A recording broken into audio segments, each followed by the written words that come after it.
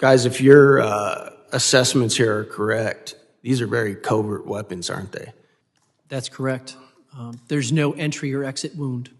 How they're designed is to make the target feel like they're crazy, like they're imagining things. And you guys also said that these attacks are happening right here in this city. Is that correct? I mean, there have been some that have gone public with respect to Washington, D.C. I think it was Mr.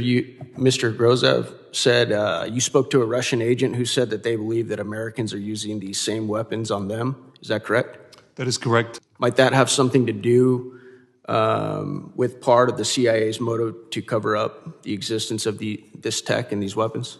That is a very logical possibility. Thank you. Mr. Chairman, I yield back. The gentleman yields. The chair now recognizes the gentleman from New York, Mr. Goldman, for his round of questioning.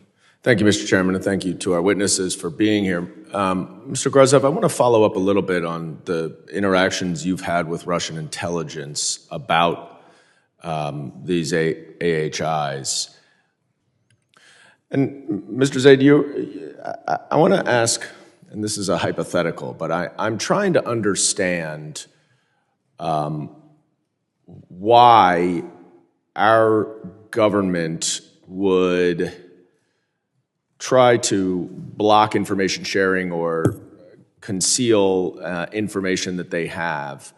And one thing that comes to mind is whether there's an operational risk to revealing any of the details of their investigation. Is that something that you have come across in any of your work? There's a lot of reasons why the information might not be publicly released. And I do think that's something we could address more in a classified environment to explain that. But there are understandable reasons why the U.S. government has not revealed much of what it knows. There's some long-term things that needs to be done in terms of new acts. But in the short term, we need to do things like implement the original Havana Act. Yeah. DOD still hasn't done it. They still have not implemented the Havana Act. And we need a VA diagnostic code. Thanks to the VFW brothers and sisters that are here today and for your meeting earlier, we don't have a VA diagnostic code for the 500-some DOD survivors. Yeah. How are they going to get long-term care and disability without that?